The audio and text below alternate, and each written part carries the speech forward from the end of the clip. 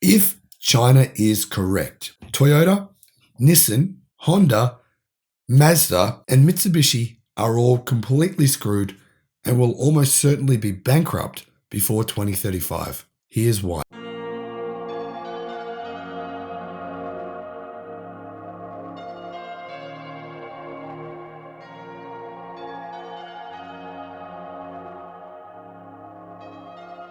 Hello, my friends. Welcome to the channel. I'm the Electric Viking. Great to see you. Welcome to all the new subscribers. Welcome back, everyone else. Hope you had an amazing day. First things first, Reuters have been watching the Electric Viking, clearly. They've been seeing my videos. I'm the one who's saying all this stuff. I'm joking, of course, but who knows? Maybe they have. They just reported that internal combustion engine makers, General Motors, Volkswagen, and all other car brands, big brands, Toyota, are basically screwed in China. Here's a quote.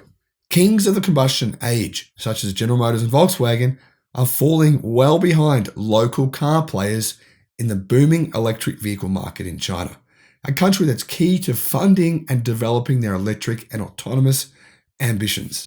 Now, I reported on the fact that Toyota plans on only selling 14% of all of its cars in 2029 as fully electric. The other 86% going to be plug-in hybrids, or internal combustion engine vehicles. The percentages are not much better for Nissan and not much better for Mitsubishi, Mazda, Honda as well. They're the worst in the world by far. All other automakers are well ahead in terms of their plans for 2030. They may not be well ahead in terms of their sales today, I'm not sure. Depends on the individuals and who you're comparing.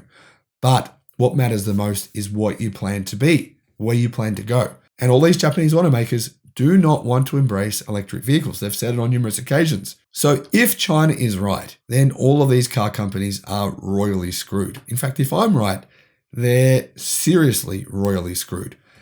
CATL, one of the largest companies on the face of the earth, the world's largest battery manufacturer by a long way, says there will be no new internal combustion engine vehicle sales by 2035 at the absolute latest.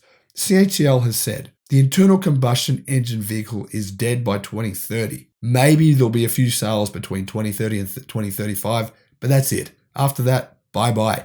However, all of these Japanese automakers, what are they saying? They're saying still by 2045, 10 years past that date, a large percentage of their car sales will have engines, will be using hydrogen or petrol gas powered vehicles. That's what they think they're going to do. That's what they're planning for. Now, judging from the fact that in China, right, last month, 30% of all car sales were fully electric, right? The same trend is happening in Europe. Same thing is happening everywhere. Last year, electric car sales were double what they were the year before. Now, for those of you who comment on the channel and just jump on here and go, you're wrong, your numbers are wrong, I hate you. Well, just watch my videos. I provide you with the actual statistics by country. I give you breakdowns by country. I give you all this information. If you can't be bothered looking it up, just watch the videos. It's easy. That's a fact. What I just told you, it's true. Now, judging from the electric vehicle development plans released by major countries around the world, there'll be no new internal combustion engine vehicles on the market by 2030 or 2035 at the latest, according to contemporary Amperex Technology Company Limited executives. Now, they're obviously ignoring Japan when they make this statement. They're basically saying Japanese auto will potentially cease to exist by then. That's what that statement is saying if you read between the lines. They're saying, Japan, bye-bye. And, this is bad. Why? Well, the automotive market makes up 20% of all Japanese jobs. It's the country in the world that depends on vehicles more than any other country. There is going to be an enormous economic collapse in Japan. And I'm not the only one saying this. I mean, Japanese ministers are saying this. Japanese CEOs of car companies are saying this could happen. The trend is already happening. Near June, CATL's chief manufacturing officer said at the World Economic Forum's annual meeting in Switzerland. Now, China's obviously making a huge push to own the electric vehicle worldwide. More than 50% of all EVs manufactured so far this year have been made in China. Chinese car companies are making aggressive plans to go international, to go to Europe, to go to Australia, to go to the UK. And guess what? Well, within the last 24 hours, NIO just said, we're going to make an American car manufacturing plant, which I predicted a few months ago. I predicted it when NIO opened a huge office in the US. It was pretty obvious what they were doing. pretty obvious what was going to happen, that they would then remanufacture their cars in the US so they don't have to pay the 25% import tax, which the Trump government put in place as a means to try to stop this expansion from China, to stop the Chinese basically taking over EV manufacturing. Clearly, there are ways around it. This is one. This is what NIO is going to do. Now, China sold 3.5 million new energy vehicles in 2021, and the industry has continued to grow in the first quarter of this year. While car sales fell significantly from January to April, mostly thanks to the coronavirus insanity in China, where the government is still pursuing this crazy zero COVID strategy, electric car sales, on the other hand, have significantly increased. In fact, new energy vehicle production capacity has now doubled and sales are up more than 70% versus last year, in spite of these crazy lockdowns in China. From the first quarter sales, China's new energy vehicle penetration rate has reached 22%. However, in April, it was nearly 30%. The European Commission proposed legislation last July that would ban the sale of internal combustion engine vehicles in the EU by 2035. The same thing's happening in Canada, same thing's happening in lots of countries around the world.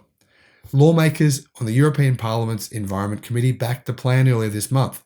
And I think what's even more important than this is just look at the reality, right? The car market. Let's combine Europe and China together. Both Europe and China will obviously be 100% electric only by 2030, not 2035, by 2030. Put those two car markets together, you have more than 60% of the world's global vehicle sales coming from those two places.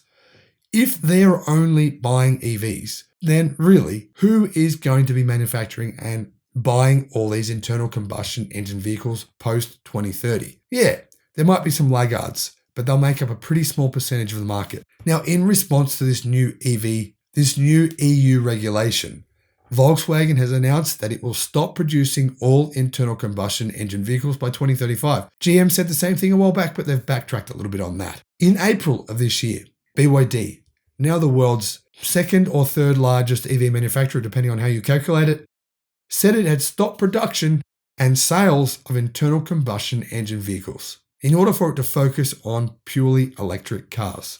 Now, this is not the only person who has said this. There's CEOs of other big Chinese car companies in China who have made the same predictions. In fact, numerous agencies and bodies and intelligent people who have any idea what's going on in the car market have said the same thing. Toyota and Japan, on the other hand, are just pretending that none of this is going to happen. They're just sort of pretending. They're shutting their eyes and hoping it's all a bad dream and it's all just going to go away. But it's not.